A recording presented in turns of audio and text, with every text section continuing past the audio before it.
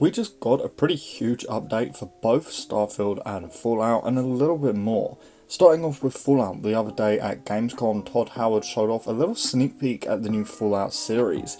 Sadly, I wasn't able to go to Gamescom, but a content creator who was there that I really like is TunnelSnakesFool. She makes fantastic content, go and check her out if you haven't already. But she was lucky enough to go to Gamescom and she tweeted the following about the Fallout series sneak peek. Quote, 2024, what we wanted, hoping it's after the strike. Nuke exploding, Brotherhood of Steel marching, vault door opening and shutting, an angry overseer, and a western styled shootout, and a ghoul. Now obviously it's very difficult for me to break all of this down without having seen the teaser myself, so what I will say is of course the big takeaway is the release date. We don't know the actual date, but we know that the series is aiming to drop in 2024. Many of us have speculated that the series was supposed to release late this year, but probably got delayed due to the writer's strikes. Now, we'll get to the Starfield stuff here in a minute, but I have some potentially sad news about Fallout for all of you. With the Fallout series not dropping until next year, there is a very, very high chance that we sadly don't get the Fallout Next Gen update until 2024 as well. You all know that I think this series is the only reason that we're getting a next gen update for Fallout 4 anyway, but with how much Witcher 3 and Cyberpunk blew up when their shows got released, Bethesda would want to put the Fallout 4 update out around the same time as the series. It just makes sense. If you subscribe to me, you'll know I've said this a million times. People will play the next gen update, get in that Fallout mood again, and are more likely to check the series out. And people who have never played Fallout will watch the series, find out that the latest mainline Fallout game just got a huge update, and will be likely to buy it and play it.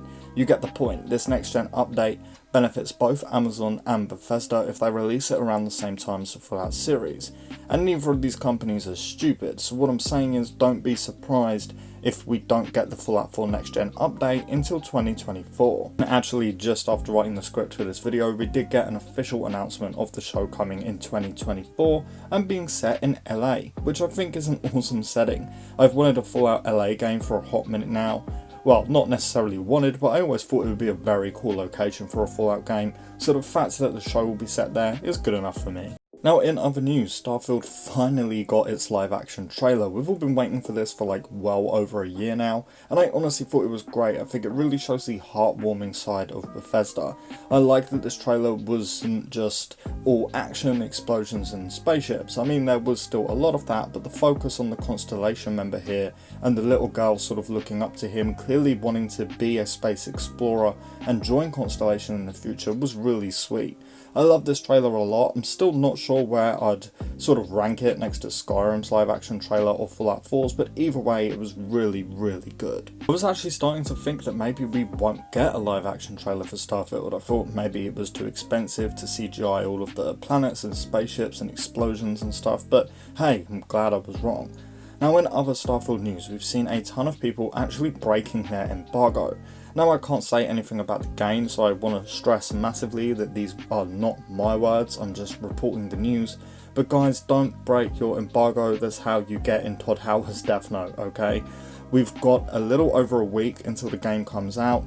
We're all counting down the days and the hype is real. We've seen videos of Gamescom of people practically climbing over each other to get into the Starfield booth. Now at Gamescom, when Todd Howard showed off a little of the opening of the game, people have said, quote, Bethesda teased Starfield's opening at Gamescom and its scope is up there with Fallout and Skyrim. They showed off an abridged version of Starfield's opening stretch on the game show floor, and it blew me away, end quote. Todd Howard also said at Gamescom that one of the movies that inspired Starfield is actually the movie Interstellar, and I cannot tell you how amazing this movie is. It's one of very, very few movies that just left me kind of staring at the credits thinking about life. Interstellar blows me away every single time I watch it, and I literally hate myself for not seeing it in theatres, so I definitely recommend watching it before Starfield drops if you're one of the few people that haven't already. We also just got this look at a brand new Starfield microphone, which I really want. It's low-key crazy just how much Starfield stuff we're actually getting. A console skin, a controller, a graphics card, a damn chair, and so much more. Bethesda are clearly very confident in Starfield to be making all of this stuff. Now, there was also a big Q&A with Hines just yesterday, but I'm actually not going to cover that. I apologise, but look, like I said, it's very difficult to talk about all of this stuff when I need to keep my mouth shut, but I will of course leave a link to the interview in the description below.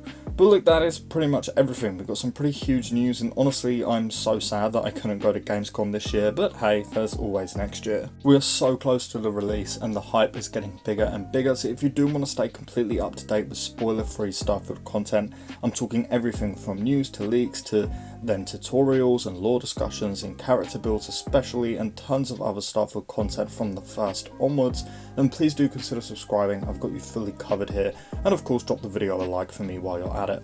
Lastly, as always, a huge massive thank you to our channel members. The support you guys have given me through the long Starfield wait is massively appreciated, and I really just cannot thank you enough. But with that all said and done, thank you all so much for watching, and I really hope to see you next time. Peace.